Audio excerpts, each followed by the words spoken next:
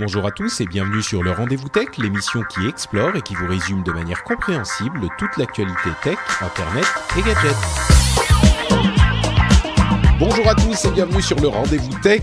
On vous parle de toute l'actu tech, on parle de tech, d'internet, de gadgets et aujourd'hui plus particulièrement, on va vous parler de plein de choses et on va pas prioriser, oui c'est un mot français, les GAFAM pour une fois. Bon, on va quand même vous parler un petit peu des GAFAM, mais en deuxième partie d'émission, d'abord on va vous donner des infos qui n'ont rien à voir avec les géants de l'internet qui nous pompent les données. Bon, il y aura quand même quelques grands de l'internet, mais pas les géants. On laissera Google, Apple, Amazon, tout ça pour la suite. On va vous parler de trucs vraiment intéressants pour une fois. Et je vais vous présenter les deux co-animateurs qui sont là pour le faire avec moi. Avant tout, moi, je suis Patrick Béja. Je suis très heureux de vous recevoir encore une fois dans cette émission. Et donc, les co-animateurs, il y a d'un côté Cédric Ingrand, journaliste, je dis souvent émérite, mais on m'a appris que émérite, c'était qui n'exerçait plus. Et oui, qui c'est donc, ça. C'est un titre un peu fictif, c'est un truc purement honorifique. Je crois du coup que... Bon, docteur honoris causa. Moi, je suis docteur, c'est-à-dire que j'exerce. Donc, docteur Ingrand, merci d'être avec nous dans cet épisode. De l'autre côté, on a Gaël Girardot qui nous rejoint de coude.fr, encore une fois. Bonjour Gaël, ça va ? Bonjour Patrick, très bien, merci et toi ? Je sais pas si t'es docteur, toi. Moi, je suis pas docteur, il y a que Cédric. Ok. Non, mais elle exerce aussi. Mais oui, on a compris. Mais non, Cédric, t'es docteur à partir de maintenant, docteur Ingrand. Pas de souci. Non. Moi, j'ai eu plein de médecins dans ma famille, donc c'est un truc que j'ai choisi de pas suivre.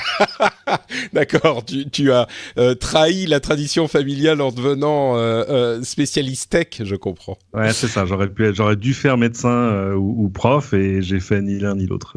J'ai choisi de ne pas faire un vrai métier. Je sais pas si c'est bien ou pas bien. Moi, j'en suis content, en tout cas. Donc, merci à toi. Et merci à toi, Gaël, également, d'être avec nous aujourd'hui.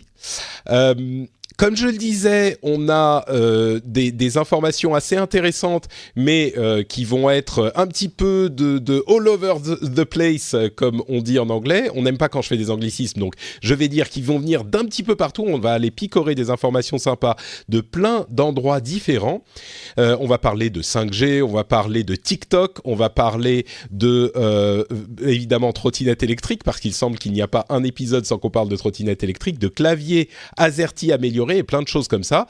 Et commençons donc avec la 5G et trois entités qui se battent pour essayer d'obtenir le titre de de première implémentation de la 5G au monde, à savoir d'une part aux États-Unis AT&T et Verizon, et surtout en Corée du Sud, l'ensemble du pays qui a activé la 5G ces derniers jours. Alors c'était marrant parce que la Corée du Sud devait lancer la 5G avec tous ses opérateurs je crois que c'était vendredi dernier ou jeudi dernier, et la veille Verizon, l'opérateur américain, a lancé la 5G dans une petite partie, je crois que c'était à Chicago, une petite partie de Chicago, et donc ils ont dit non, c'est nous qui avons lancé la 5G en premier. Et à côté de ça, AT&T avait aussi lancé la 5G de manière très limitée, mais une 5G qui est pas vraiment la 5G, qui est une 4G améliorée qu'ils ont décidé d'appeler 5G, et ils ont donc dit oui, nous aussi on fait de la 5G. Peut-être qu'ils ont aussi genre une borne de 5G dans tous les États-Unis. Dans le pâté de maison de la maison du patron. C'est ça, exactement. Bon, ce qui est intéressant dans tout ça, c'est d'une part les enjeux de la 5G dont on a parlé régulièrement ici, mais il y a aussi un test de 5G effective qu'a fait à Chicago Chris Welch, un journaliste de The Verge, pour voir ce que ça donne.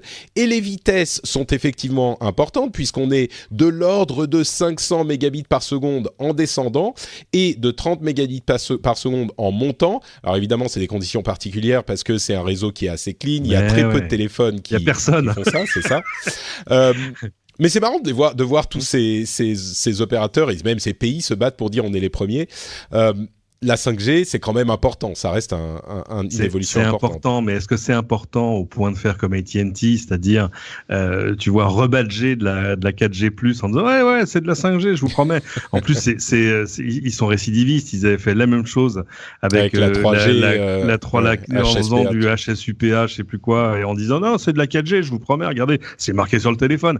C'est un peu ridicule. C'est quand même un peu ridicule dans l'ensemble, surtout que la vraie 5G, elle te promet quand même des vitesses d'upload qui seront bien au-delà de 30 mégabits. Et en plus, là encore, ça ne concerne que 4 personnes dans quelques pâtés de maison. Je schématise, mais c'est toujours rigolo d'être dans les premiers à expérimenter ce genre de choses. C'est juste décevant quand ça devient vraiment la norme. Moi, je me souviens, j'avais l'un des tout premiers téléphones 4G en test, qui était un Nokia sous Windows Phone, et il se trouve que je me l'étais retrouvé par hasard, enfin pas par hasard, mais à Roubaix avec le téléphone, et vraiment une terrasse de café. Dès que je prends le téléphone, je vois 4G. Alors là, évidemment, là, tout à coup, j'ai tout lancé, les speed tests, etc. Et c'était merveilleux, c'était exactement comme le cas de notre camarade de The Verge à Chicago, c'est-à-dire qu'est-ce que ça va vite. Bah oui chérie, t'es tout seul sur la borne. Qui évidemment doit être fibré. La borne est fibrée, il y a de la 5G, et puis il y a quasiment aucun téléphone qui font de la 5G aujourd'hui. Voilà. On est dans le cas où il a dû trouver son Moto Z3, qui est sans doute l'un des 2 ou 3 téléphones, peut-être même le seul, qui fait de la 5G aux États-Unis. Donc, mais bon, on parle à 1 ou 2 ans, ça sera bien sûr beaucoup plus présent. Mais je sais pas si c'est puis c'est pas fait chez nous, parce que même chez nous c'est pas une question de technique, tu vois, c'est la mise aux enchères des fréquences de la 5G pour les opérateurs chez nous, ce sera cet été, et ça peut prendre du temps. On est en train de voir ce qui se passe chez les Allemands, où ils ont dépassé, je crois, le 150e tour d'enchères. Ils en sont à 4 milliards, enfin c'est assez terrifiant quand même. Voilà, il est urgent de se hâter avec lenteur, j'ai envie de dire. Il y a un autre souci aussi, c'est que la 5G, le réseau étant de moins grande portée que le réseau 4G, dans l'ensemble, sur certains types de 5G, mais dans les grandes villes, là où il va falloir avoir beaucoup d'appareils, il faut quand même rajouter beaucoup d'antennes. Alors, contredis. Il y a deux, on va dire, il y a 2 jambes à l'équipement des réseaux. Il y a, on va dire, la 5G qui va remplacer la 4G, en gros, c'est-à-dire que les choses que tu vas poser sur ou à la place des équipements 4G existants et qui auront la même portée et un débit bien supérieur.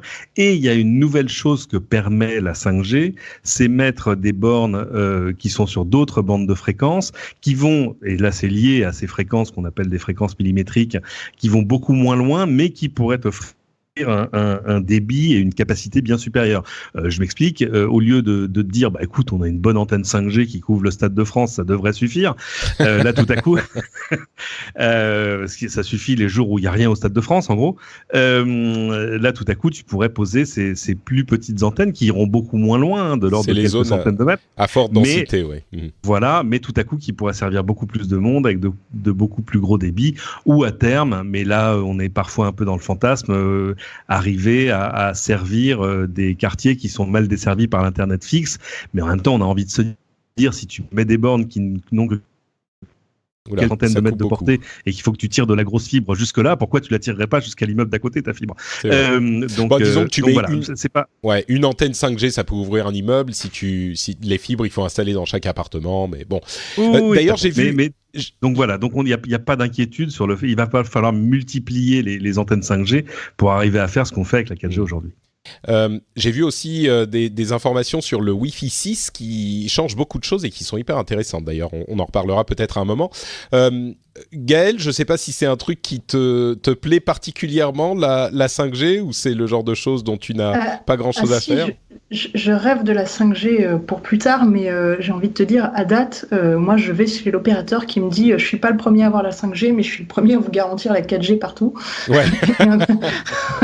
Et après on verra pour la 5G, mais je préfère avoir de la couverture un peu partout plutôt que quelqu'un qui me dit je suis le premier à avoir la 5G. En tant que consommateur, c'est pas ça qui me... Donc je comprends pas bien cette bataille de dire je suis le premier. Mais évidemment... C'est un truc de petit garçon. Hein. C'est ça. On se la mesure sous la douche. C'est pour ça que je ne comprends pas bien. Bon, c'est vrai qu'en plus, pour la plupart des usages, et sans doute pour un moment, à moins qu'on en trouve de nouveaux, il y a beaucoup de gens qui parlent de usages avec faible latence, des trucs comme les véhicules autonomes, ce genre de choses, ou peut-être d'autres usages qu'on inventera. Bon, la 5G, ça va pas changer énormément par rapport à la 4G pour l'utilisateur final, si ce n'est que, dans certains cas, dans des zones à forte densité, la 5G marchera mieux que la 4G, mais c'est pas que en passant de 40 mégabits par seconde à 400, ça va changer votre vie quand vous naviguez sur Twitter ou sur le web, quoi. Non. Il y a des chercheurs qui ont fait un truc assez intéressant et en même temps inquiétant dans des centres médicaux. En fait, ils ont créé des malwares qu'ils ont mis sur des équipements de radiologie qui ont inséré des fausses images de zones cancéreuses sur des scans utilisés par des radiologues. Et c'est évidemment un profil d'attaque qui pourrait être utilisé dans des hôpitaux. Et ça, c'est une preuve de concept en quelque sorte que les chercheurs ont fait pour montrer de quelle manière, si les équipements de ce type sont mal sécurisés, on peut faire des disruptions massives dans les infrastructures d'un pays. Là, on parle sans doute d'attaques d'ampleur pour un pays envers un autre, mais c'est très intéressant de voir de quelle manière on pourrait attaquer l'infrastructure d'un pays. On parle souvent de choses comme les centrales électriques, les centrales de purification d'eau, etc. Là, c'est autre chose encore. Et j'imagine qu'on se rendrait compte qu'il y a un truc bizarre si un scan sur 2 vous retourne un résultat positif sur un cancer. Ouais. Mais il n'empêche que du coup, ça provoque un chaos significatif, quoi. C'est intéressant. Je comprends pas quel était le but exact de la manœuvre, sauf de montrer que c'était, sauf de montrer, oui, bien sûr, exactement, sauf de montrer que c'était possible.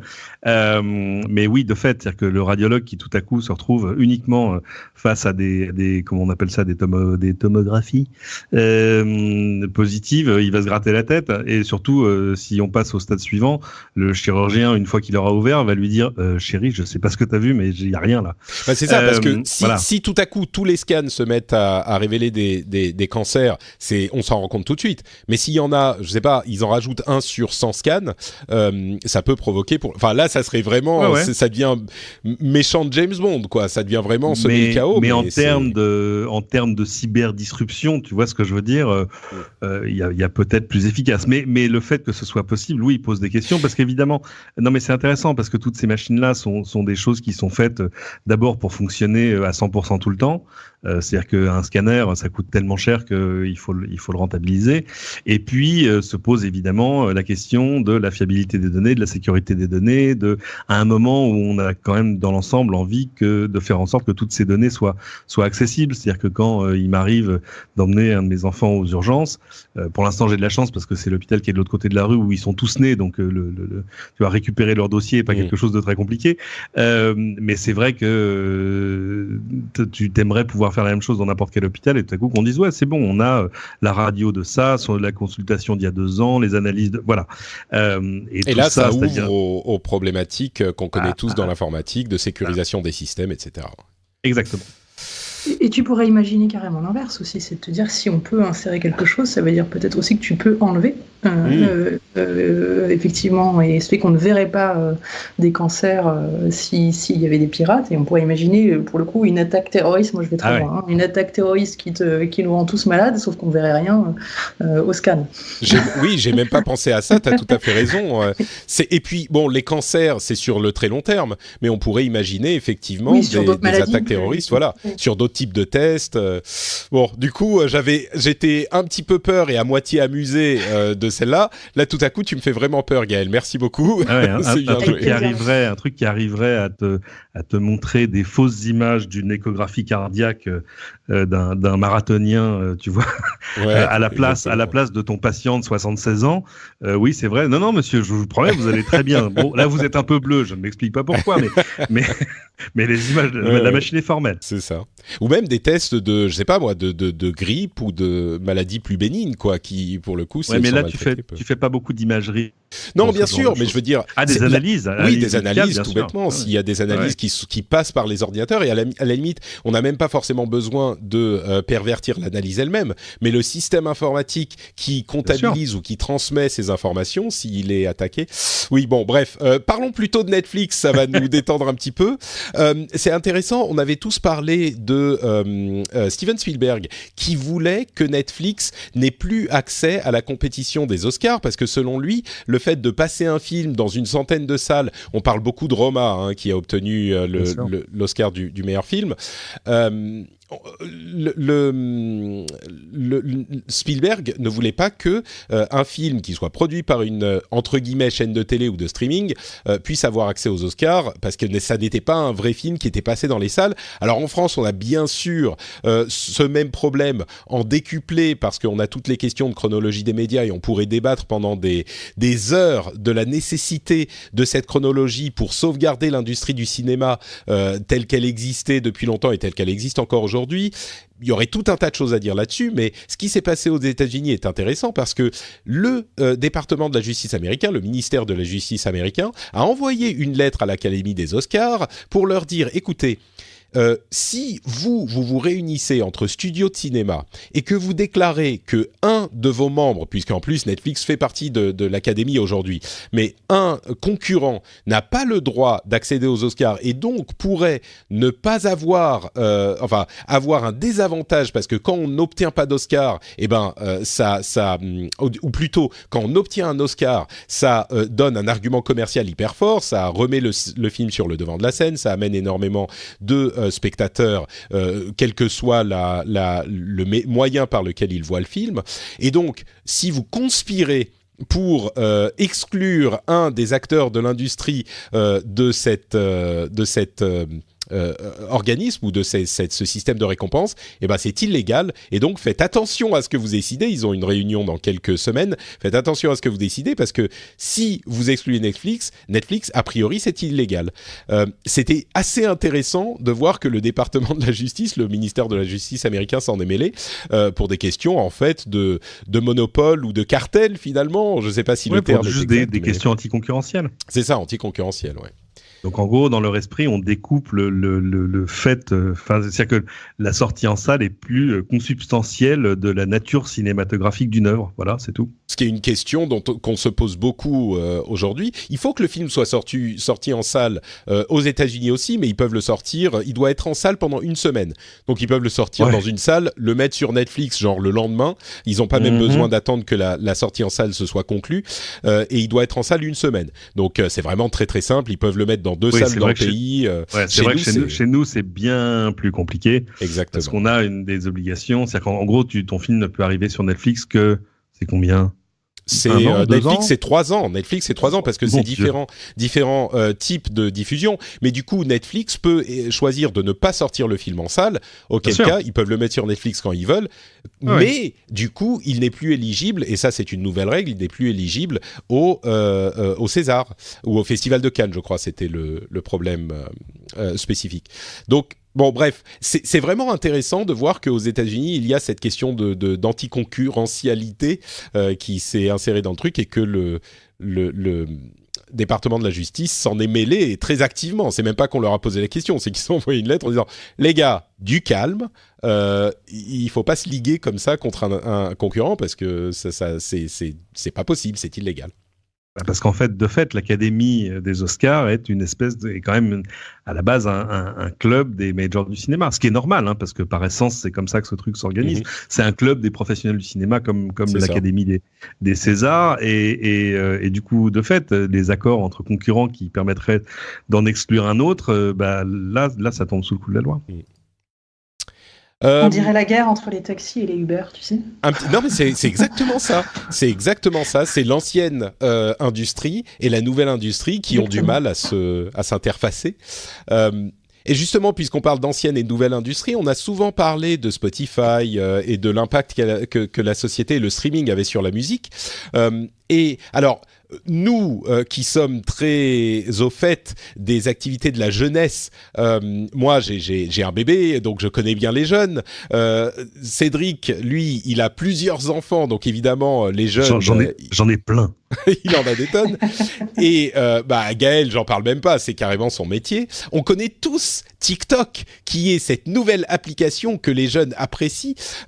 Plus sérieusement, je vous en avais parlé à plusieurs reprises pendant ces derniers mois de TikTok. C'est une application, un réseau social qui est, en fait, pour résumer la chose, c'est un générateur de mimes, ou pas un générateur, mais un réseau social où on s'échange des mimes musicaux.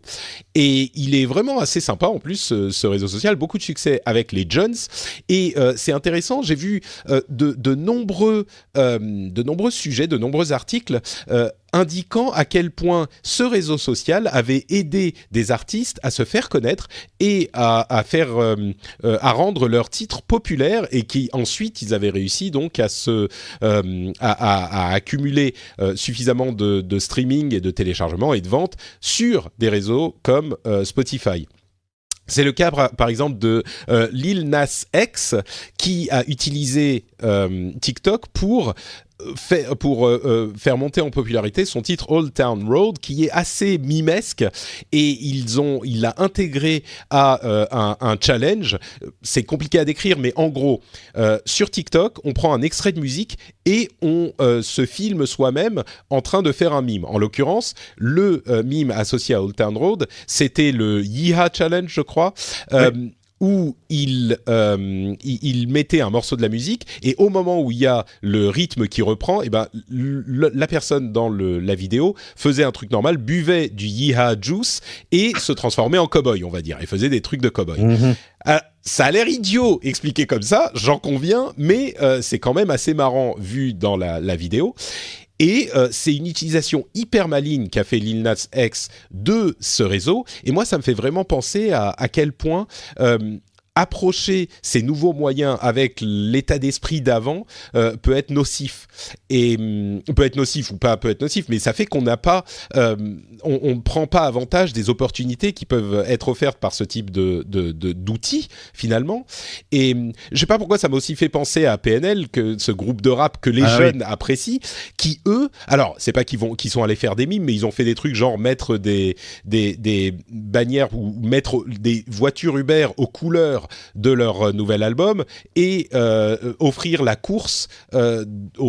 une course aux personnes qui utilisaient Uber dans ces voitures, ce genre de choses. Et en plus de ça, beaucoup plus important et fondamental, PNL, les deux frères, ils gèrent tout eux-mêmes. Ils ont juste une société qui s'occupe de la publication sur différentes plateformes, mais ils n'ont ni label, ni grosse société, gros studio qui s'occupe qui prend 70% de leurs revenus pour faire peut-être pas grand-chose dans un monde aujourd'hui où on peut gérer soi-même les choses. Bref, TikTok est un nouveau moyen de marketing finalement, avec les mimes qu'il génère, et ça peut créer des opportunités, et c'est hyper malin. Oui, parce que contrairement à YouTube ou à Spotify, ça leur rapporte rien. C'est-à-dire le fait que des utilisateurs de TikTok utilisent leur musique comme fond musical de ce qu'ils publient. T'as raison, c'est vraiment du marketing, c'est de la mise en avant. Et c'est vrai que pour le coup, c'est intelligent parce que ça leur donne une exposition qui est intéressante, et qui du coup peut avoir des retombées ailleurs. C'est-à-dire là où les gens vont pour le coup écouter de la musique, que ce soit Spotify ou YouTube, beaucoup pour les jeunes générations. Donc c'est un moyen marketing assez finaux.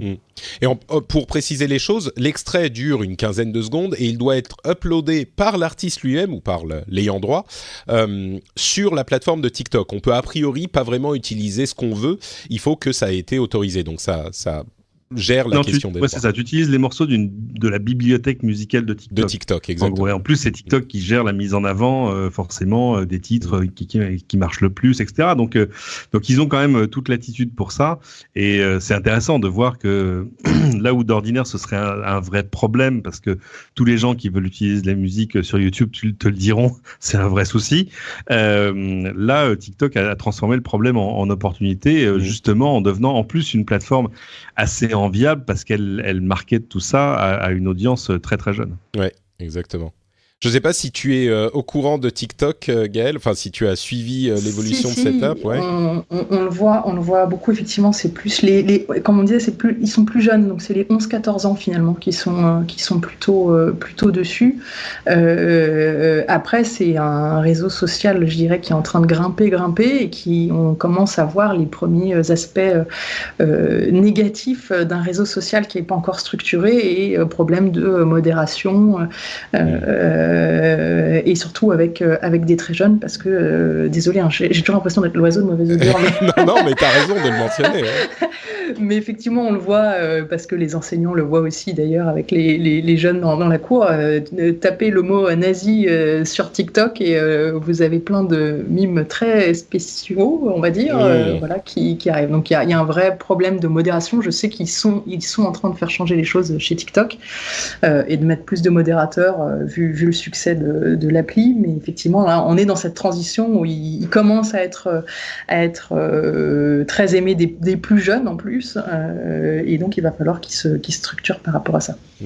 Bon, il va falloir qu'il respecte les systèmes mis en place par la directive du droit d'auteur aussi, s'ils veulent continuer à opérer en Europe. À propos de modération, Twitter a fait un truc, comment le qualifier ? Un petit peu trollesque envers le gouvernement.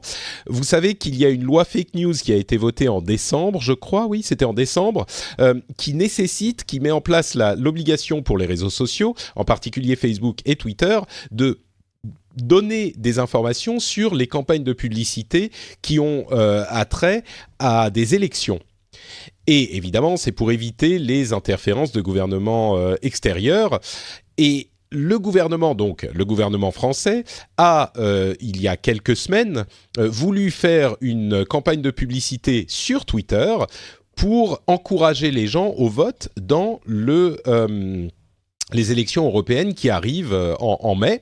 Et c'était pour les encourager à s'inscrire sur les listes électorales. C'était la campagne #WiJeVote. Et Twitter a refusé de mettre en place cette campagne sur son réseau en prenant comme justification qu'il n'avait pas les capacités techniques à donner les informations que requérait la loi fake news de décembre. Et on a vu beaucoup d'articles ou de commentaires disant « Ha ha ha, le gouvernement pris à son propre jeu, regardez, c'est ce que ça fait de faire des lois liberticides et donc ils sont bien attrapés, c'est trop drôle ». Moi, j'ai une lecture un petit peu différente de cette histoire. Je trouve que c'est Twitter qui a voulu marquer le coup pour justement créer ce genre de sentiment. C'était complètement fait de manière complètement sciente. C'était sciemment, délibéré. Merci Cédric, de leur part, je crois. Mais surtout, ça dénote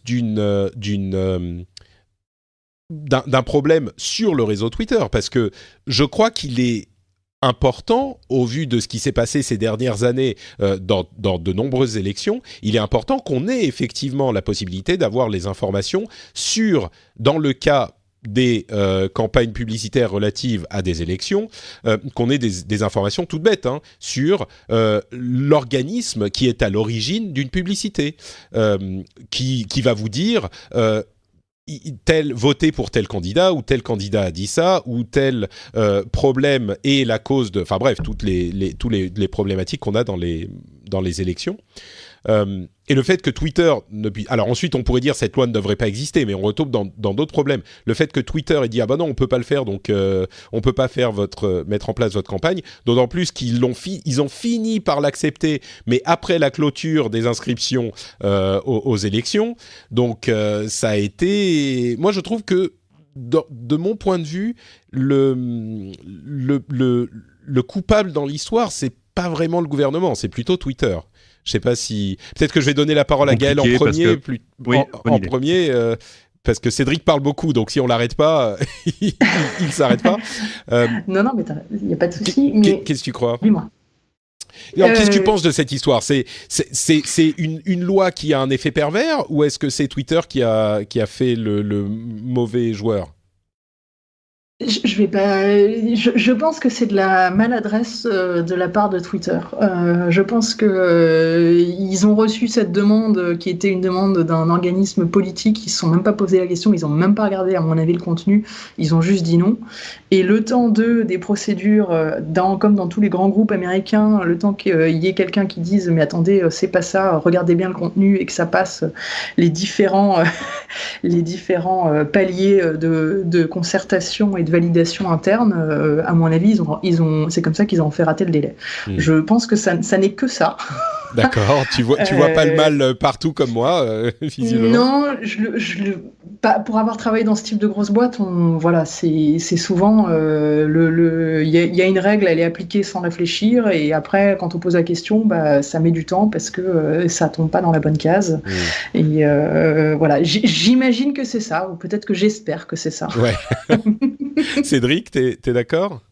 Moi, je pense que, comme souvent, la solution la plus réaliste est probablement la plus simple. C'est-à-dire que tu as une loi qui donc date de décembre. Je sais même pas s'il y avait pas, si les décrets d'application sont pas parus un peu après.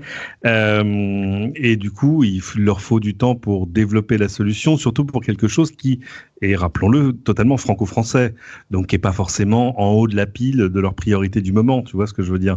Leur priorité du moment, c'est par exemple ce qu'ils ont dévoilé hier sur, à partir de dorénavant, tu pourras pas suivre plus de 400 nouvelles personnes par jour. Au lieu de 1000, oui, pour éviter au lieu de 1000, pour éviter les spams, les follow-unfollow, les bots et le reste. Bon, je pense que ça, voilà, c'était plus sur le haut de la pile. Je précise qu'il y a des sociétés comme Facebook, notamment, qui d'eux-mêmes, ils ont mis en place ce type d'outils qui permettent d'avoir plus d'informations sur l'origine et le client ou le fournisseur, je ne sais pas comment on dit dans le cas du réseau social. L'annonceur, voilà, l'annonceur d'une pub. Mais ça, ils l'ont fait d'eux-mêmes. C'est pas. Ah oui, parce qu'eux, ils ont quand même eu Cambridge Analytica, ils ont eu tout ça, donc ils avaient quand même des problèmes locaux à régler de manière plus efficace. Je pense que voilà, Twitter a dit bon bah écoutez, très bien, vous mettrez ça dans la pile, et en attendant, on refuse toutes les campagnes politiques parce que on va pas se mettre en défaut. Du coup, les coups de colère que j'ai entendus derrière sur mais ils devraient plutôt s'occuper des contenus terroristes, etc.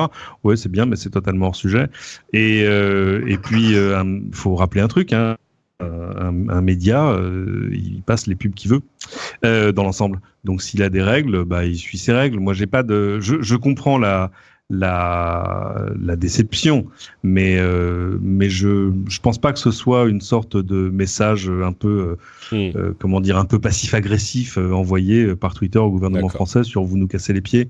Non, c'est juste non, désolé, on n'a pas développé la fonction encore. Vous voyez, le développeur va y travailler, mais le gars du front-end il était pas dispo, donc on s'y mettra en mai. En gros, c'est ça. Hein, je pense que c'est plutôt ça. Bon, vous êtes peut-être tous les deux un petit peu plus réalistes que moi, qui voient clairement le mal partout. Espérons que vous avez raison. Ouais.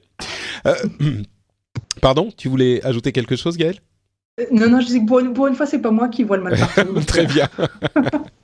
Bon, on parle aussi de trottinettes électriques, bien sûr. Il y a un truc qui est marrant qui s'est passé à Nantes. Il y a une société de trottinettes électriques en free floating, donc qui sont disponibles partout, qui s'appelle Wind, qui a inondé Nantes de trottinettes électriques. Eh bien, la ville a confisqué l'ensemble de la flotte, ni une ni deux. Ils ont dit, mais vous n'êtes pas venus nous voir, on sait qu'on a des problèmes avec ce type d'outils depuis des mois, il faut que vous nous posiez la question, qu'on s'arrange, c'est peut-être possible, mais il faut qu'on en parle avant que vous mettiez vos trottinettes partout.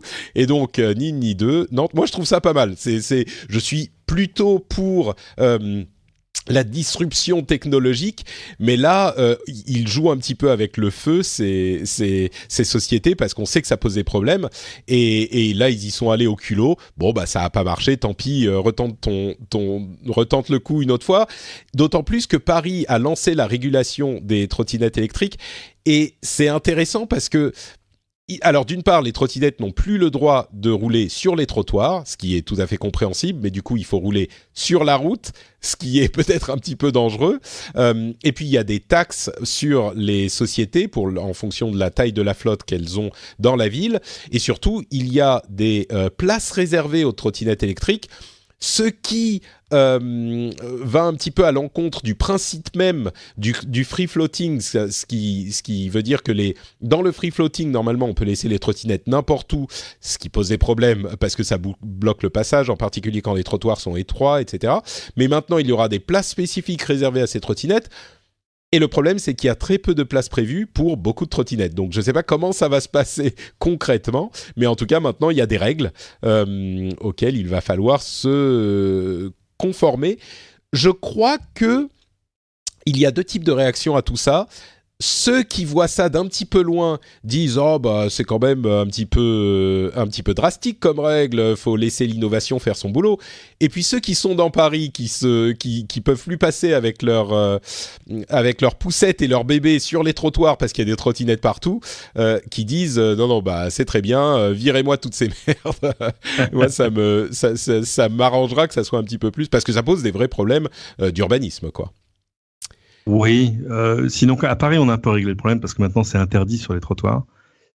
C'est ça. Donc il reste les pistes cyclables et la route tout court. Non, mais je veux dire pour pas le stockage, mais le stationnement des trottinettes. Ah oui, pour le stationnement, je suis d'accord. Parce qu'il y avait sur des trottoirs relativement étroits qui font 1 mètre, 1 mètre et demi, quand il y a la trottinette qui est arrêtée en plein milieu, qui te bouffe la moitié du trottoir, bah ça peut être, c'est un problème pour marcher, c'est juste un petit peu gênant.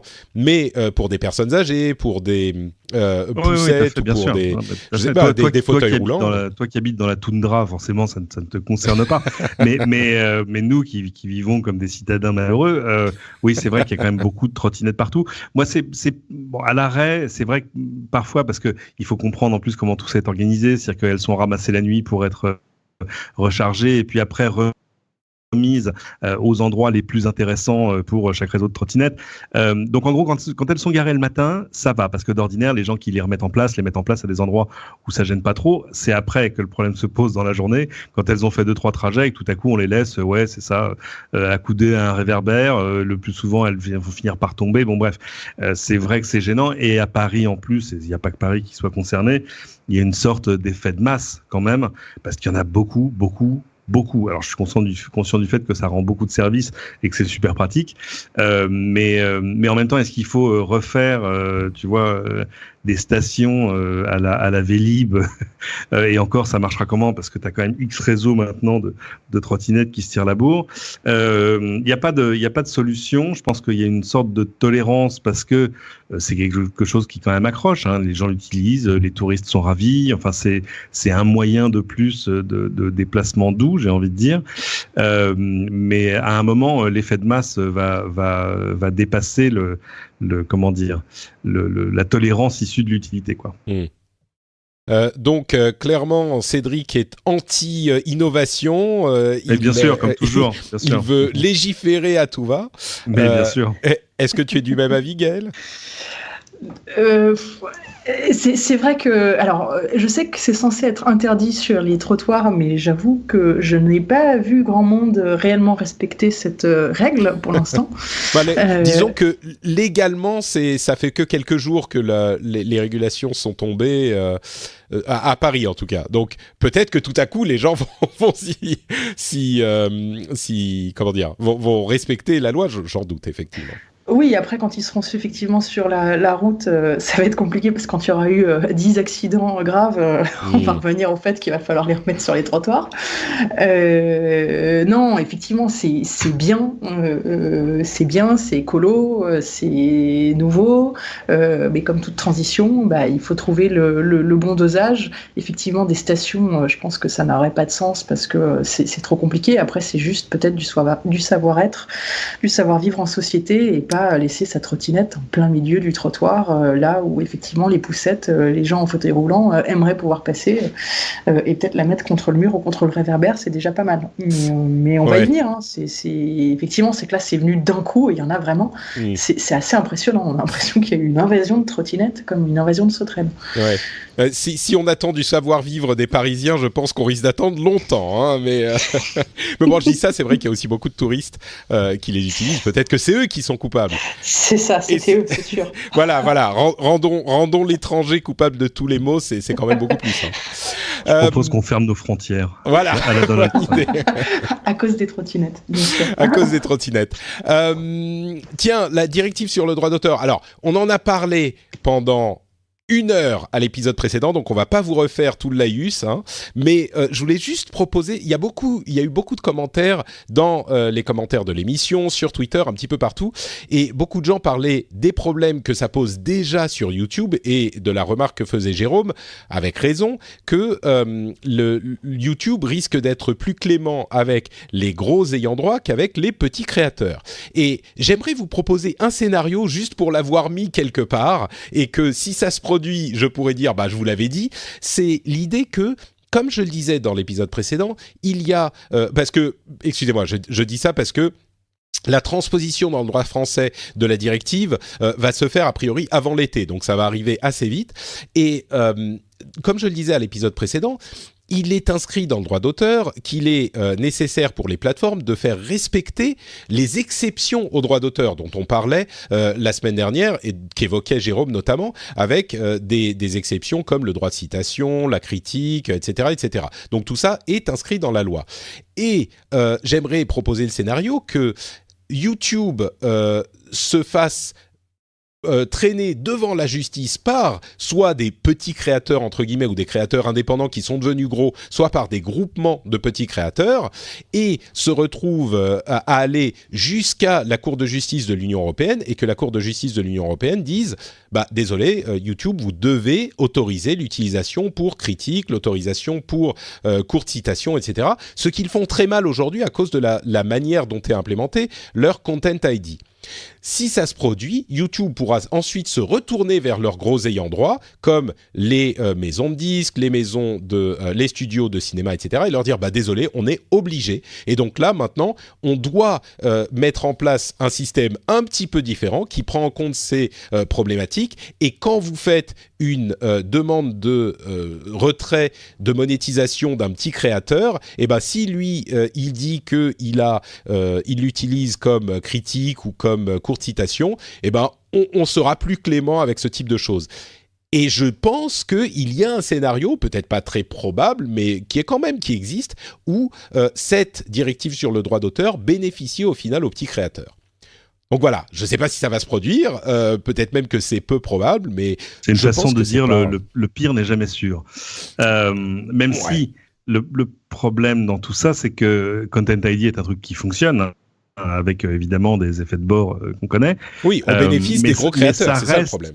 Mais ça reste le système le plus efficace, entre guillemets, même pour YouTube, parce que ça veut dire que ils n'ont pas besoin de déléguer une personne humaine pour jouer les juges de paix à chaque fois, tu vois, en disant est-ce de la critique, est-ce du piratage, est-ce de la citation, oui mais combien, enfin etc.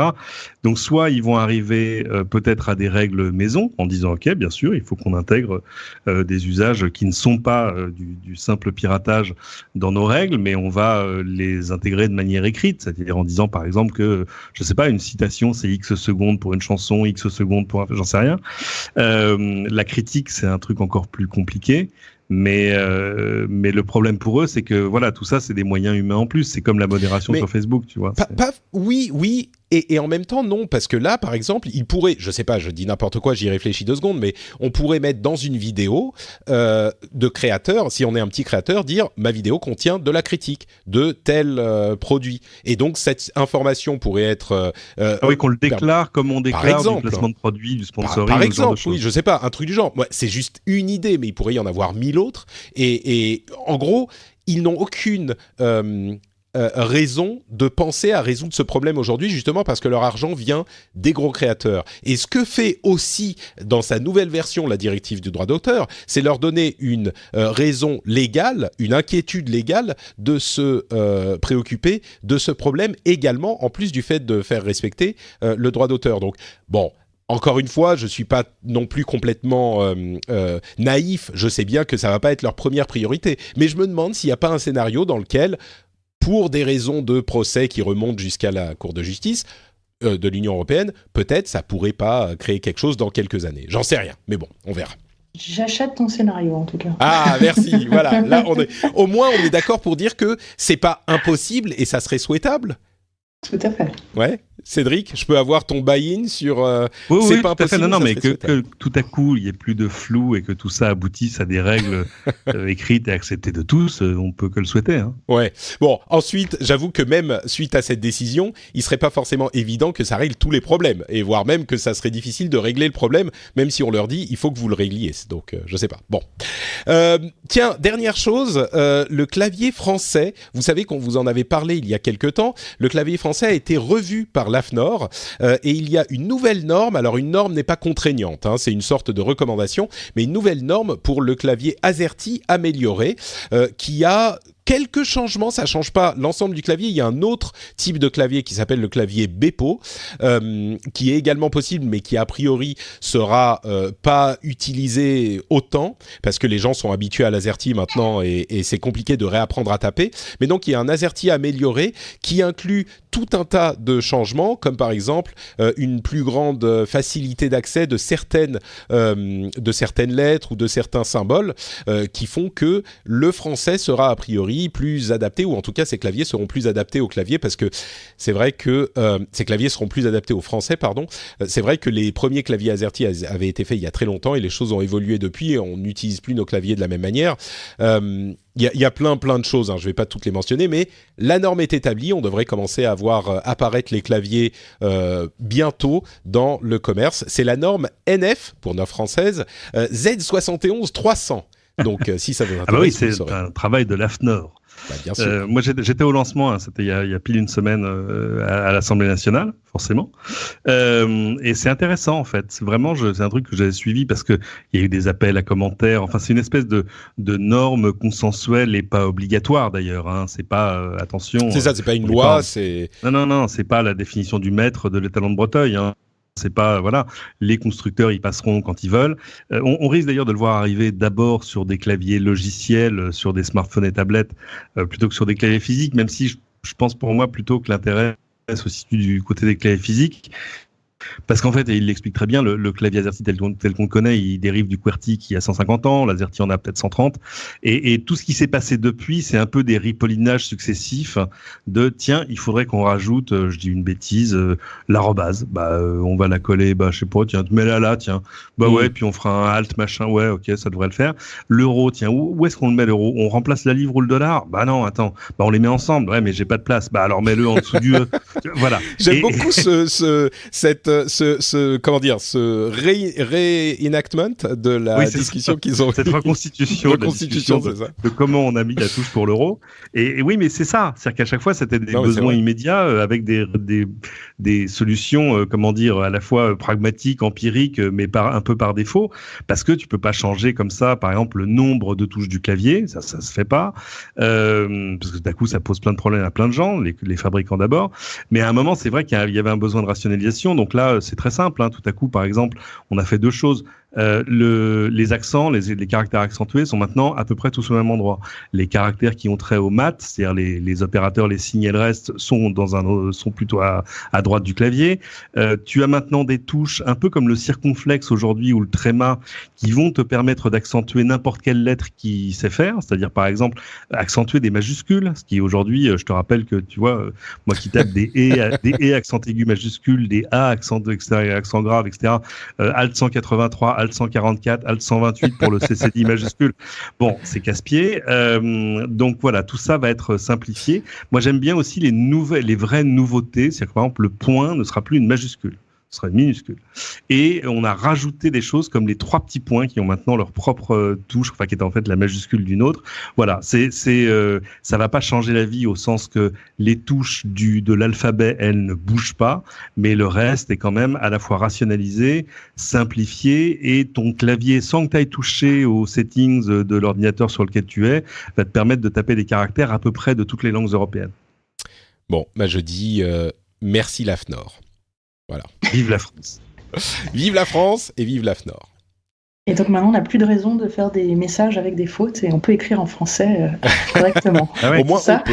Mais c'est vrai que moi, tu parlais des majuscules accentuées. Moi, j'en utilise jamais parce que c'est juste pénible.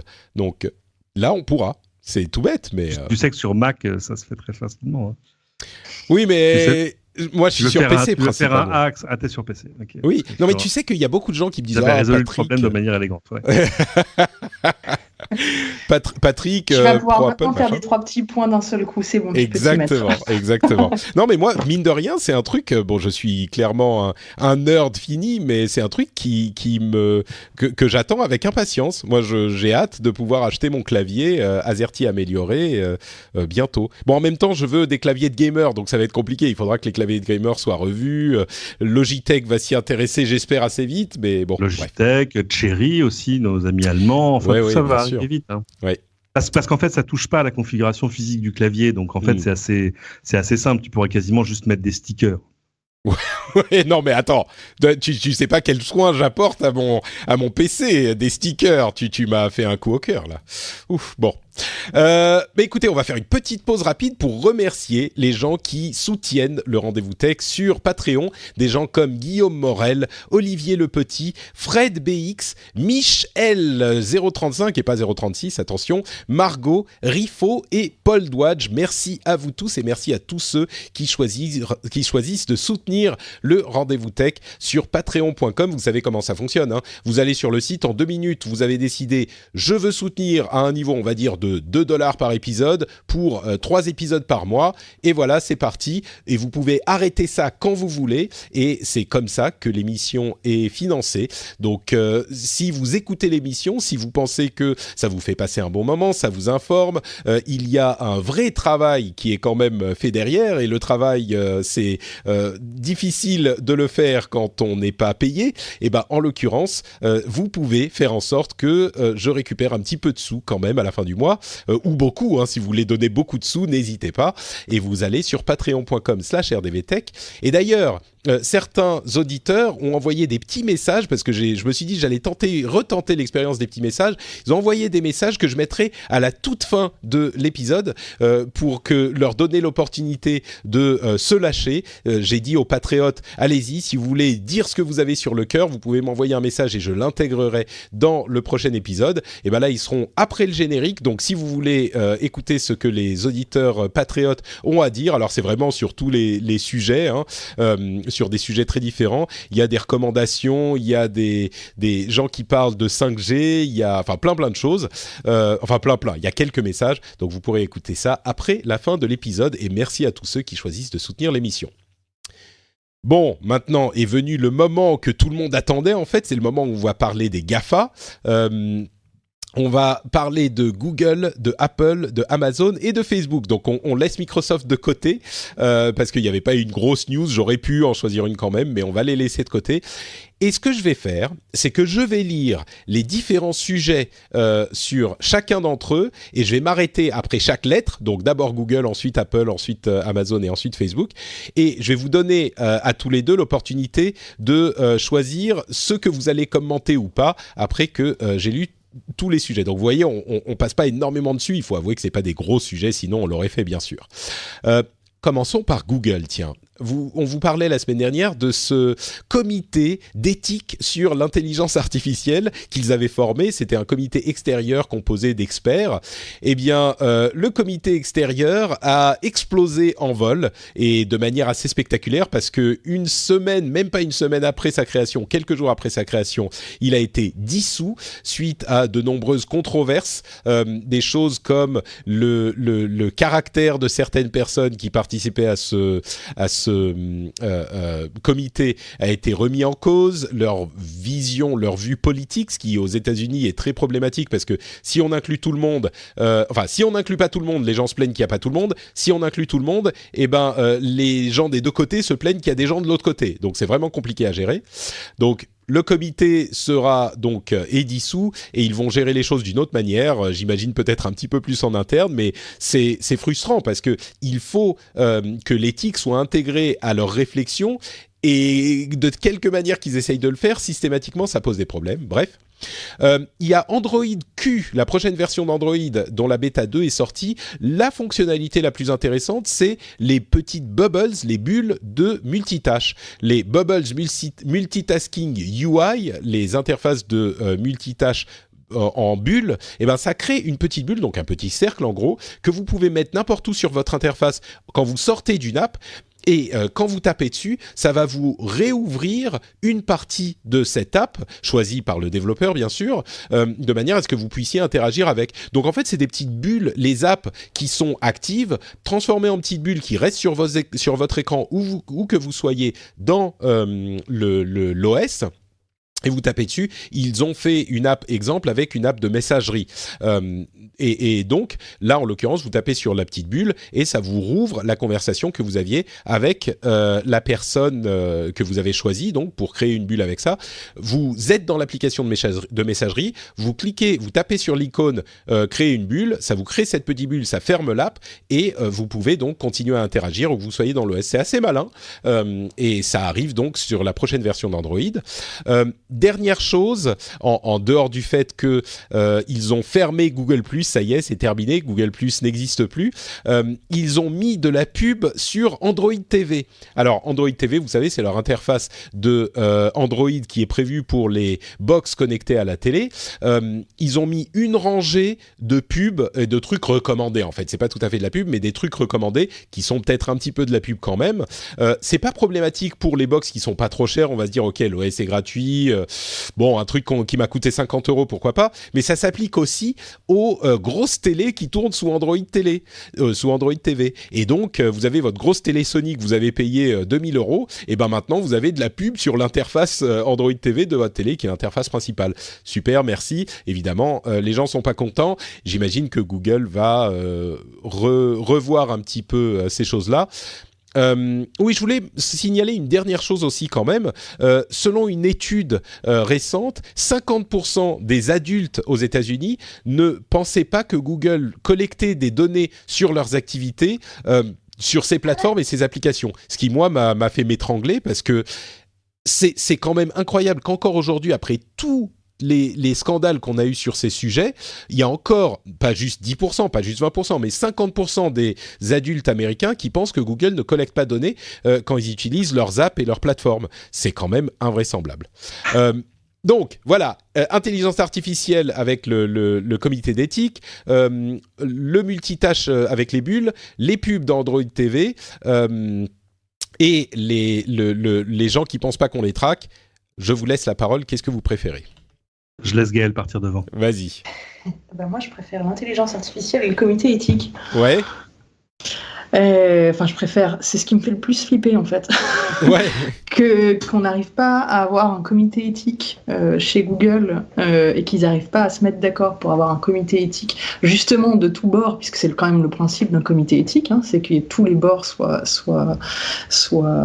présents, et surtout que derrière, c'est notamment parce qu'il y a eu une pétition interne des Googlers pour dire qu'ils n'aimaient pas qu'il y ait telle personne ou telle personne, ça laisse douter effectivement de la capacité de Google à résoudre ce problème à court ou moyen terme. Et si c'est en tout cas chez eux, ça sera pareil, j'imagine, dans d'autres sociétés. Mais là, qu'on n'ait toujours pas de comité éthique dans ces boîtes-là, je trouve ça surprenant et je trouve ça effectivement extrêmement flippant parce que c'est quand même la base de tout développement algorithmique d'une intelligence artificielle.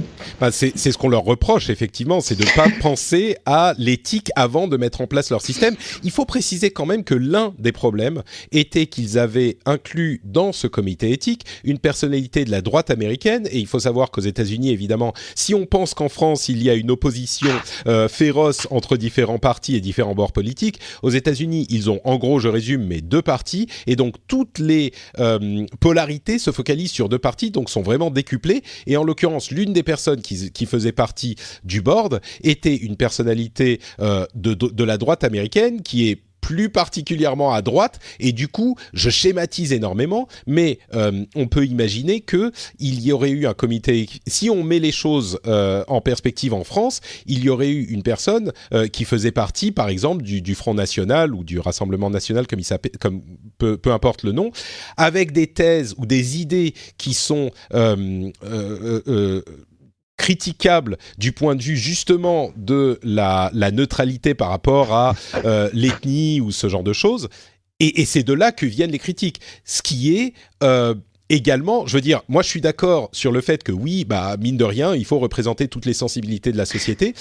Mais je pense que beaucoup de gens qui, a priori, se diraient « Ah bah oui, il faut représenter toutes les sensibilités, donc c'est normal qu'on ait plein de gens », s'ils étaient mis en face des thèses de la personne en question, ils auraient eu les mêmes doutes émis, je crois. Mais c'est vrai que c'est un problème quand les opinions les plus saillantes du garçon, je sais plus si c'est un garçon ou une femme. C'est une femme, ouais. C'est un gars. Une femme. C'était une femme avec un nom de garçon, donc c'est compliqué. Oui, c'est ça.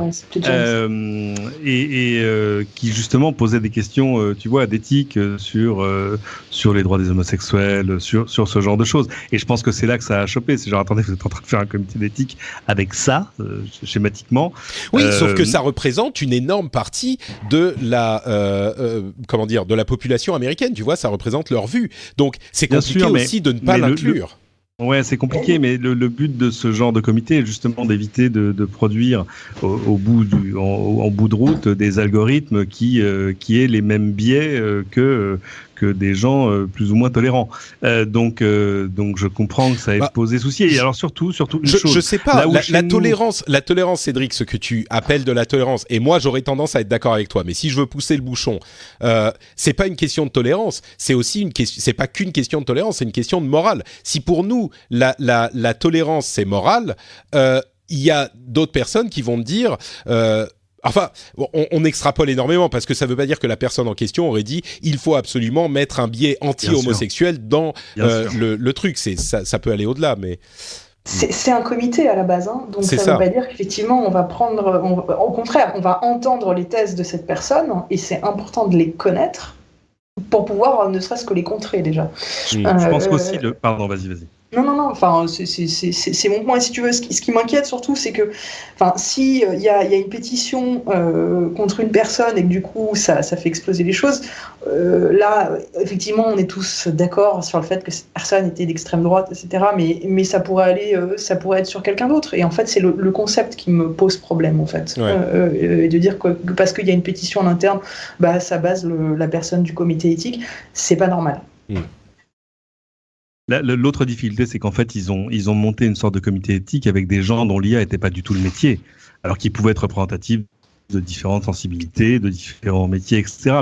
Mais regarde, tu vois, chez nous, quand il a fallu faire un comité consultatif sur la bioéthique, par exemple, on est quand même allé chercher des médecins, des généticiens, etc., parce que ce sont quand même des matières qui sont difficiles à régimenter si t'as pas de connaissance de la technologie qui se cache derrière ou de la technique ou de la science qui se cache derrière. Donc sinon c'est un peu ça devient une espèce de comité. Alors je pense que ils ont voulu aussi faire un comité externe, c'est-à-dire pas juste rassembler des experts de l'intérieur de Google, ce qui pour le coup est pas une mauvaise idée, mais du coup le comité n'existe plus. Je pense qu'ils vont revenir avec une sorte de solution hybride qui sera un comité d'experts interne et puis avec à la tête duquel on trouvera une personnalité pour le coup irréprochable, tu vois ce que je veux dire, ou au moins dont le nom fasse consensus. Oui, disons que clairement il y a eu beaucoup d'erreurs. On a parlé de cette personnalité qui était particulièrement controversée, mais il y a eu d'autres erreurs. Je crois que il n'est pas incohérent de se dire pour des problèmes comme cela, on va avoir des gens qui sont peut-être avec une propension philosophique plus que expertise technique, mais clairement dans ce comité il y avait eu de nombreuses erreurs et celle-ci était l'une d'entre elles. Gaël, tu peux te muter quand tu parles pas parce qu'on entend un petit peu de bruit de fond. Merci beaucoup. Passons à Apple. Apple Music a continué à croître à un rythme bien supérieur à celui de Spotify. Alors, ils ont, aux États-Unis en tout cas, atteint visiblement 28 millions d'utilisateurs ce mois de février. Et Spotify, aux États-Unis toujours, est à 26 millions d'utilisateurs. Les deux sont en croissance encore aujourd'hui, mais Spotify est à 1,5 à 2% de croissance, alors que Apple Music est à 2,6 à 3% de croissance. De là à dire que Apple bénéficie du fait qu'ils sont maîtres et juges et partis sur leur plateforme, il y a un pas que je ne franchirai peut-être pas, mais en tout cas ils ont une puissance marketing. Je serais bien le seul, c'est sûr. Disons que ils ont une puissance marketing qui est peut-être plus importante que Spotify. Et puis bon, c'est sûr qu'ils sont chez eux sur leur plateforme, mais ils sont aussi disponibles sur d'autres plateformes. Donc bon, et en parlant de plateforme, Apple News Plus a généré 200 000 abonnés. Alors dans la période d'essai, donc il faut mettre un petit astérisque à ce chiffre, mais 200 000 utilisateurs dans les 48 premières heures du lancement, là où Texture n'en a jamais eu autant de toute sa vie. Alors Texture, c'est l'application qu'ils ont rachetée, qui faisait un petit peu la même chose que Apple News Plus, donc un abonnement au magazine et à la presse, et qu'ils ont intégré à Apple News en l'appelant Apple News Plus. Donc là aussi, on voit la puissance de la plateforme d'Apple, qui est peut-être un petit peu démesurée par rapport à ceux avec lesquels ils entrent en compétition aujourd'hui dans le domaine des services. Deux autres choses, Apple a réduit le prix du HomePod, ce qui n'est pas une chose qu'ils font souvent. Il semblerait que les ventes soient décevantes, c'est mon interprétation en tout cas. Et Netflix a supprimé le soutien du AirPlay de Apple. Alors, ils ont donné une excuse qui est, à mon sens, un petit peu bidon, en disant que maintenant qu'AirPlay est disponible sur plein d'appareils différents, et ben, ils ne peuvent pas optimiser le streaming vers les appareils en fonction de la nature de l'appareil parce qu'ils n'ont pas les infos sur ces appareils. À mon sens, c'est un petit peu Netflix qui essaye de s'isoler d'Apple autant que possible pour garder son autonomie. Mais bon, peut-être qu'il y a d'autres explications. Là encore, je pense que tu vois le mal partout. Tu crois que c'est vraiment une raison technique ? Ah oui, parce que surtout, tu vois, aux États-Unis, où il y a énormément évidemment d'iPhone et de gens qui font de l'AirPlay, ils ont quand même intérêt plutôt à faire en sorte que ça fonctionne. Il y a énormément de gens qui utilisent par exemple une Apple TV pour regarder Netflix. Donc, ouais, mais enfin, je pense que là, ils ont un vrai souci technique. Tu as l'application sur l'Apple TV, donc c'est ça, le problème. C'est vrai que tu peux avoir l'appli sur l'Apple TV, mais c'est vrai que tu peux aussi faire juste du AirPlay, ça marche pas mal. Mais je pense que de fait, ils doivent avoir ou c'est peut-être une sorte d'appel à l'aide un peu appuyé à Apple sur va falloir nous aider à implémenter ces choses-là parce que c'est vrai que tout à coup Apple qui ouvre une norme à d'autres, bah, c'est pas tous les jours, mais ça peut poser souci. Je pense que c'est quelque chose qui va être résolu parce que ça doit quand même poser souci à Netflix, hein. Tout à coup. Peut-être. Voilà, peut-être. Surtout au moment où AirPlay arrive sur des téléviseurs directement, enfin sur des choses qui là pour le coup l'intéresseraient vraiment. Bon, ok. Encore une fois, c'est moi qui vois le mal partout. Très bien. T'as peut-être raison, hein. Voilà. Gaël, tu as une chose à ajouter ? On avance ? Avançons. Très bien. Apple, c'est pas très intéressant de toute façon.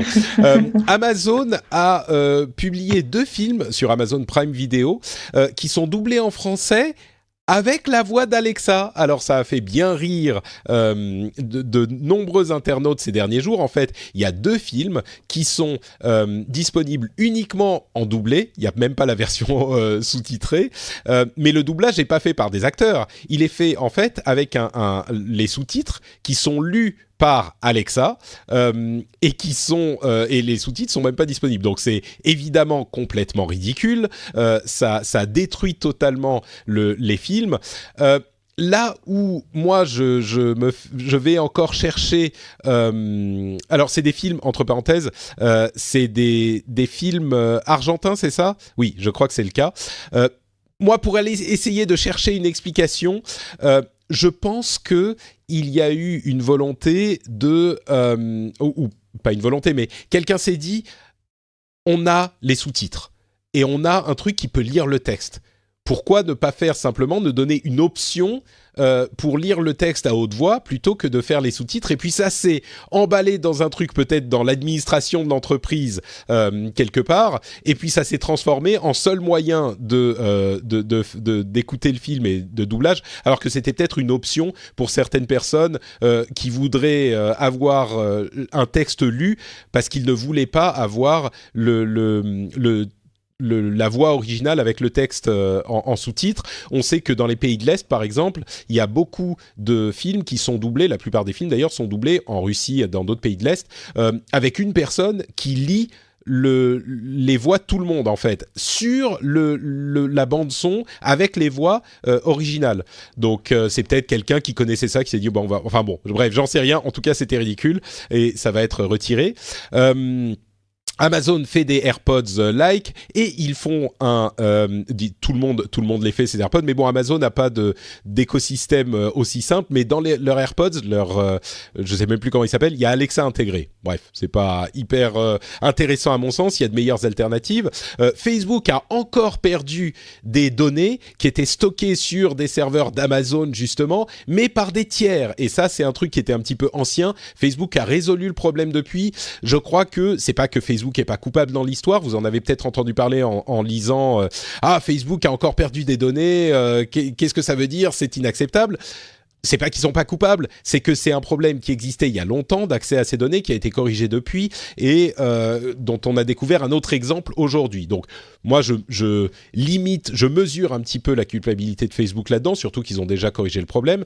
Et puis enfin, ils ont annoncé récemment que pendant les élections indiennes, ils supprimaient 1 million de comptes par jour grâce à une intelligence artificielle, et ils font d'autres choses pour essayer de s'assurer de l'intégrité des élections, mais 1 million de comptes par jour. Alors, je sais qu'on parle de l'Inde, que c'est un pays qui est particulièrement imposant à de nombreux points de vue, mais quand on disait tout à l'heure à propos de YouTube, ça fait une masse de travail impossible à faire à la main, effectivement, 1 million de comptes par jour, c'est compliqué à gérer à la main. Je suis sûr qu'il y aura des comptes non coupables qui seront pris dans la tourmente, mais malheureusement, il n'y a pas vraiment d'autre solution, je crois, dans ce cas-là.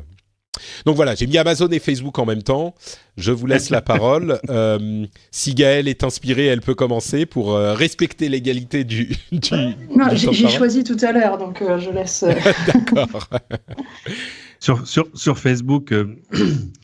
moi, j'ai du mal à chaque fois, c'est-à-dire que tu vois, je fais des papiers pour faire là-dessus, et à chaque fois j'ai du mal à titrer parce que tu dis quoi, une faille de plus chez Facebook, enfin tu vois, ou 4e faille de la semaine, je sais pas, et au bout d'un moment la lassitude s'installe. Alors là, oui, les données stockées en clair sur les serveurs d'Amazon, c'est des choses d'applications tierces, etc. Mais en même temps, quand tes données, tu les donnes à Amazon, tu les donnes à Amazon, tu vois ce que je veux dire, à Facebook, tu les donnes à Facebook, donc ça pose quand même question. Je pense que c'est pas des choses qui vont s'arrêter parce que le système a été un peu vicié dès le début, c'est-à-dire que ils sont quand même partis sur des impératifs qui n'étaient pas forcément la sécurité absolue de tes données, on va dire ça comme ça. Donc il va falloir pas mal de temps pour qu'ils arrivent à résoudre ces problèmes. En gros, ils ont quand même un gros backlog de soucis à régler. Du coup, c'est l'occasion de se demander quelles données tu as sur Facebook, mais au moins tu peux aller voir quelles données sont là, toutes les télécharger. Et ça explique aussi, je pense, la lassitude des utilisateurs qui, pour le coup, maintenant, sont plus remplacés par les jeunes générations. Moi, la maison qui m'emploie, on a fait toute une série de conférences dans des écoles dans toute la France avec des présentateurs de JT, etc., pour parler de l'information, des médias, de tout ça, et de l'éducation aux médias. Et le patron de l'info ici, Thierry Tulier, à un moment a posé la question à des gens, à des lycéens, en leur disant où est-ce que vous vous informez, vous êtes connecté à quoi, vous lisez quoi, où est-ce que vous allez. Donc il y a plein de gens qui disent je m'informe sur Instagram. Ok. Non, mais c'est une source parmi d'autres. Est-ce que vous êtes sur Twitter? Ouais, absolument. Vous êtes sur Snapchat? Alors, il y a encore des mains qui se lèvent. Vous êtes sur Facebook? 0 main. Ah. Donc, on comprend on comprend la révolution annoncée par Mark Zuckerberg, qui en gros voudrait que Facebook devienne WeChat. Et je pense que là aussi, les problèmes tels qu'ils sont aujourd'hui vont se régler comme ça. Et il y a quand même beaucoup de gamins qui ne savent même pas qu'Instagram, ils disent non, moi je ne donnerai pas mes données à Facebook, je vais sur Instagram. Moi je prends que Instagram et WhatsApp. Oui, exactement. Donc la problématique va être similaire de toute façon sur les données. Bon, écoutez, je pense qu'on arrive au bout de cet épisode. Un dernier petit truc, Corben a écrit un livre, c'est son premier livre, et Corben est bien sûr un participant et un ami de l'émission. C'est assez ironique parce que Corben, qui est l'un des plus grands blogueurs tech du pays, a écrit un livre sur les moyens de se libérer de son addiction au smartphone. Donc, vous pouvez le trouver sur toutes les plateformes, bien sûr. Il s'appelle Libérez-vous de votre smartphone et reprenez votre vie en main, écrit par Corben. Je trouve ça assez intéressant.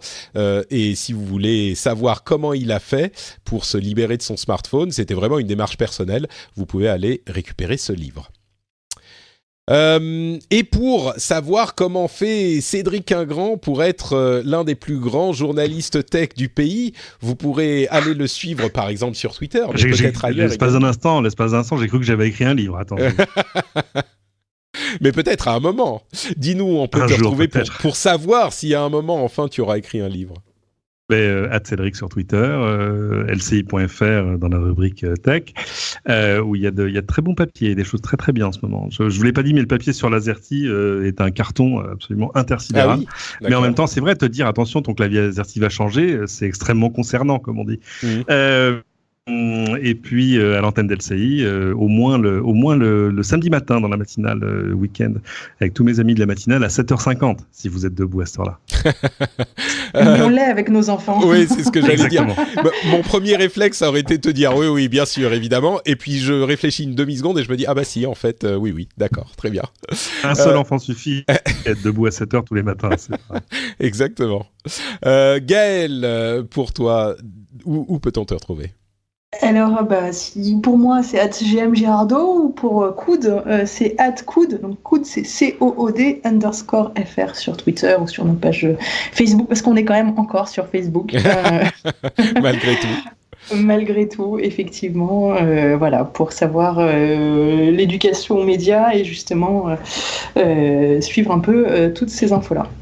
Magnifique. Donc c'est effectivement, tu le dis très rapidement, mais je vais le préciser. C'est effectivement c'est une société ou une association ? Non, c'est une société. C'est une plateforme d'éducation au numérique. Exactement. Voilà. Qui travaille notamment pour l'éducation chez les plus jeunes avec tout un tas d'instances différentes comme des écoles, l'éducation nationale, etc. Exactement. Merci à vous deux. Pour ma part, c'est NotePatrick sur Twitter, Facebook et Instagram. Vous pouvez aussi retrouver cette émission sur frenchspin.fr et vous pouvez venir commenter tout ce qu'on a dit aujourd'hui et on vous retrouvera dans une semaine à peu près pour un nouvel épisode. N'oubliez pas en attendant que vous pouvez soutenir l'émission sur patreon.com/rdvtech. Si vous écoutez depuis, on va dire, si vous venez de commencer à écouter, vous avez un mot du prof, vous n'êtes pas concerné. Si vous écoutez depuis 6 mois, je dirais, posez-vous la question. Je dis pas forcément, depuis 6 mois, 1 an, et que vous écoutez régulièrement, je dis pas, il faut absolument que vous souteniez l'émission, bien sûr. Mais par contre, je dirais, posez-vous la question. Est-ce que j'aime bien l'émission ? Est-ce que je suis content de la voir arriver en début de semaine et je me dis, ah cool, mes transports vont mieux se passer parce que j'ai l'émission. Et bien dans ce cas-là, peut-être dites-vous, elle a un petit peu de valeur pour vous et posez-vous la question de vous dire, est-ce que vous voudriez la soutenir ? C'est sur patreon.com/rdvtech et le lien est dans les notes de l'émission. On vous remercie de nous avoir écoutés et on vous donne rendez-vous dans une semaine. Ciao à tous.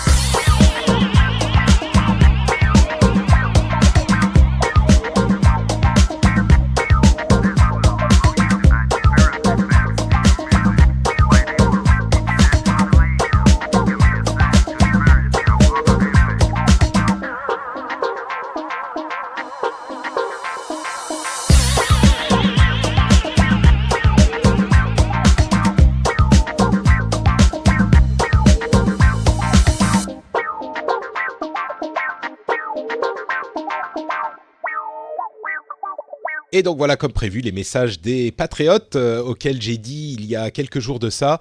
Je vais vous proposer de nous parler de ce que vous voulez. Peut-être que vous voulez dire quelque chose sur l'émission, peut-être que vous avez une recommandation. Ce que vous voulez, vous pouvez m'envoyer un petit message et je le passerai dans le prochain épisode. Et 4 d'entre eux, Aurélien, Arthur, Gouil et Pascal, ont envoyé des messages que je vous livre maintenant avec quand même mes petits commentaires. Alors je fais ça en direct, donc on va voir si ça va passer. D'abord le message d'Aurélien qui nous qui nous donne une recommandation.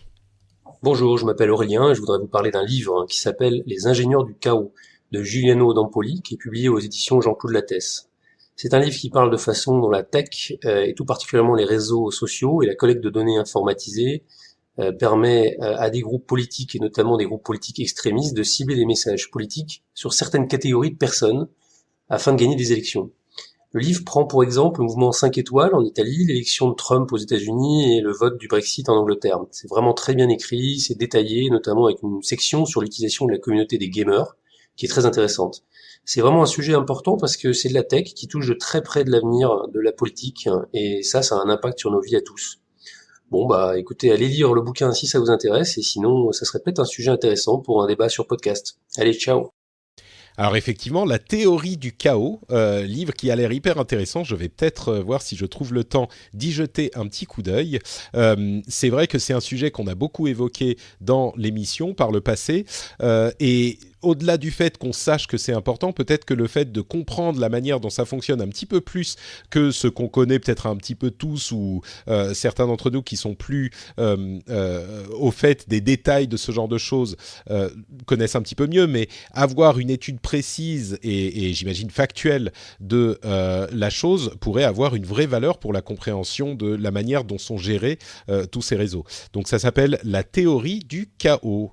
C'est bien ça, hein, je dis pas de bêtises. Attendez, je vais rejouer le début du Bonjour, message. Je m'appelle Aurélien et je voudrais vous parler d'un livre qui s'appelle Les ingénieurs du chaos. Ah, les ingénieurs du chaos. Heureusement que j'ai rejoué. Les ingénieurs du chaos, pas la théorie du chaos. Merci Aurélien. On continue avec le message d'Arthur. Bonjour Patrick et bonjour aux auditeurs. Merci Patrick de nous donner l'opportunité de partager quelques pensées à la communauté du Rendez-vous Tech. De mon côté, j'aurais 2 choses à dire. La première, c'est que je prends toujours autant de plaisir à écouter l'émission après 5 ans. Je te souhaite donc le meilleur pour les 5 prochaines années, que ce soit en mode artisanat ou start-up. La seconde est finalement plus issue d'une envie d'intervenir à chaque fois que le sujet se présente dans l'émission. Les grosses plateformes abusent-elles de leur position dominante ? Apple, par exemple, impose sur son store ses règles et ses contraintes aux développeurs qui bénéficient en retour d'un marché sur lequel vendre leurs produits ou services.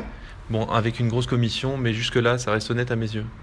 Le souci, c'est qu'Apple change et se positionne aujourd'hui en tant que fournisseur de services intégrés. De fait, Apple peut concurrencer les fournisseurs historiques de ces 10 services par une intégration hardware, software et marketing bien plus avancée.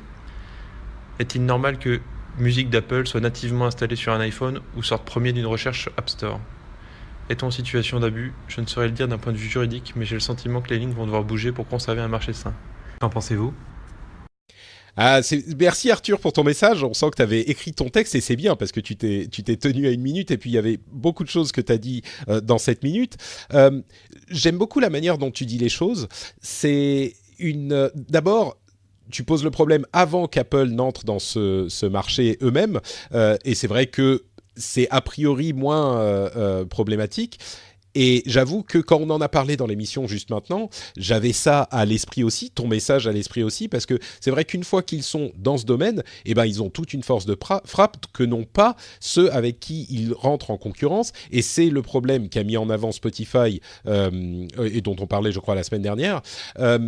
C'est un problème qui est clairement là. La question, c'est comment le résoudre, parce qu'on a vu ce problème qui se posait, par exemple, avec Windows Media Player ou Internet Explorer dans Windows il y a plusieurs années de ça.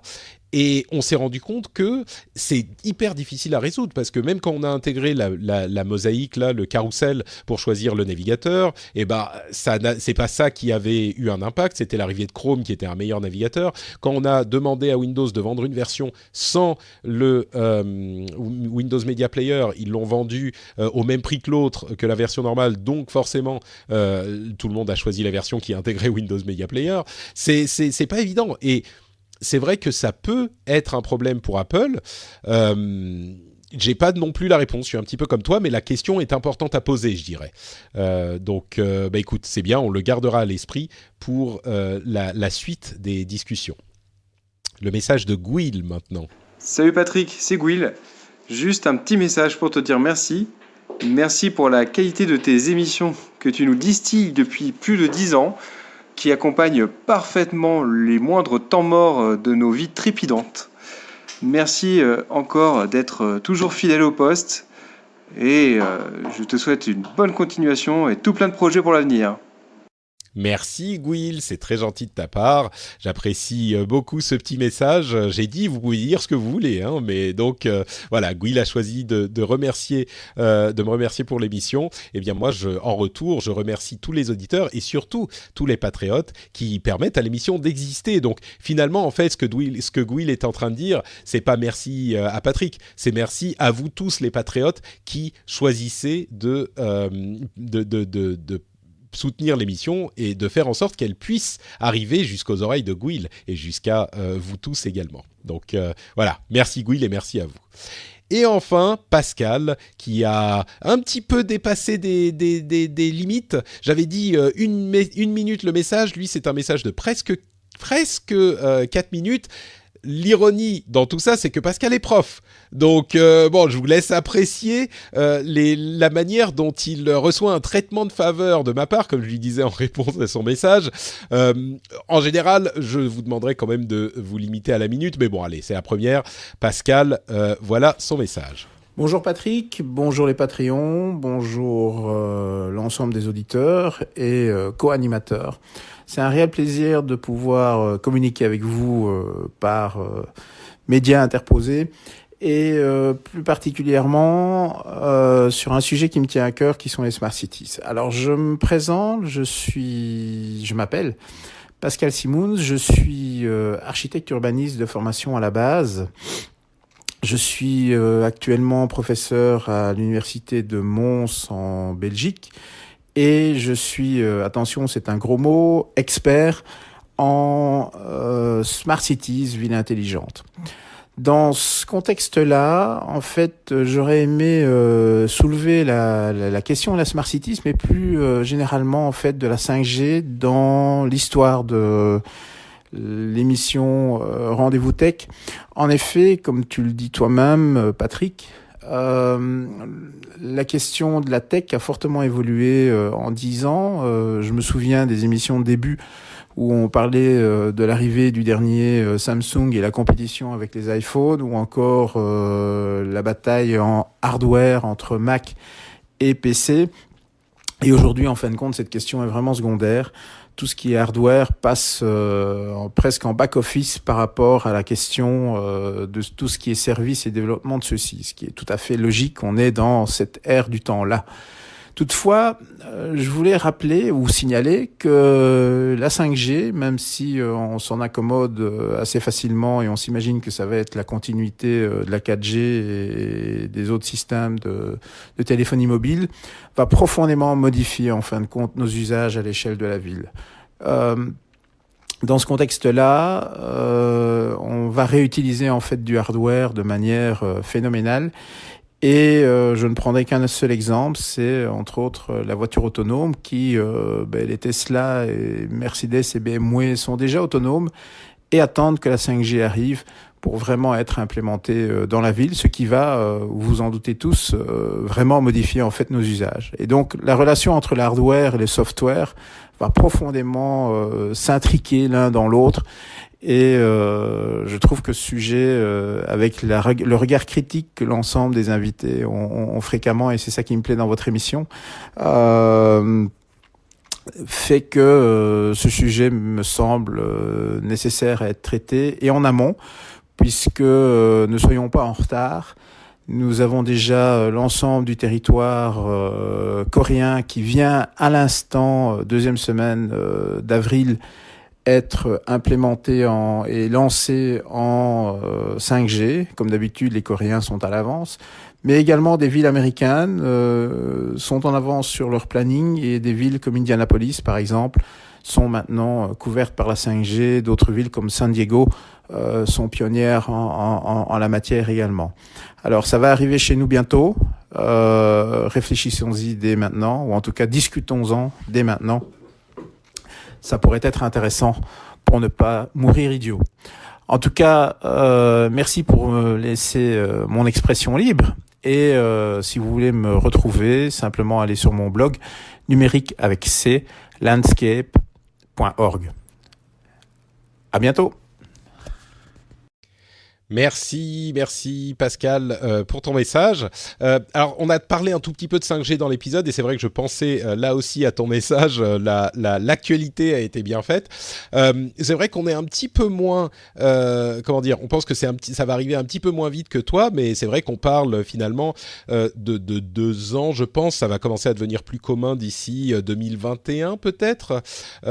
Courant 2021, on en parlera sérieusement de la 5G, je crois. Et c'est vrai que c'est important de se poser les bonnes questions avant que la chose soit devant notre porte. J'ai l'impression qu'on le fait un petit peu quand même dans l'émission. À un moment, je crois pas encore tout de suite, mais à un moment, il serait peut-être intéressant de faire un épisode spécial 5G. Ça serait une question intéressante à traiter pour vraiment comprendre évidemment la technologie, mais aussi les implications. Et sur ce point, je crois qu'on est encore un petit peu trop dans la spéculation avec les applications qu'on imagine, et souvent l'imagination ne correspond pas à ce qui se produit vraiment. Donc je me demande si c'est pas encore un petit peu tôt pour cette question des applications. La technologie, bien sûr, elle est maintenant dans le dur, mais bon, c'est effectivement une chose à garder à l'esprit. Là encore, il faut savoir que ça va pas juste être une technologie, mais que ça va avoir des conséquences sur les usages. Et ça, c'est important à retenir. Donc voilà, merci aux patriotes qui ont choisi d'envoyer des petits messages. Peut-être que je referai un truc du genre, une demande de ce genre-là à l'avenir. Je trouve que moi, ça m'a paru bien sympathique de parler avec vous comme ça et puis d'écouter les messages et d'y répondre en direct. Peut-être qu'on fera un truc comme ça. Si c'est le cas, c'est évidemment sur Patreon que je mets un message qui s'adresse aux patriotes pour leur proposer de m'envoyer les fichiers. Donc, pas la peine de me les envoyer par d'autres biais. Hein. C'est vraiment, je veux garder les choses en ordre. Chaque chose est à sa place. Je suis très Marie Kondoyen dans ce type d'organisation, parce que sinon je m'y retrouve plus. Donc faisons ça de cette manière. Si ça vous a plu, si vous avez des choses à dire, bien sûr vous pouvez mettre des commentaires sur l'article Patreon ou autre ou sur le blog frenchspin.fr de cet épisode, et puis on continuera à penser à la manière dont on peut continuer à interagir. Je pense qu'il y a encore des choses à faire et des choses très sympathiques. Merci à vous tous d'avoir écouté l'épisode et on se retrouve donc très très vite. Ciao à tous.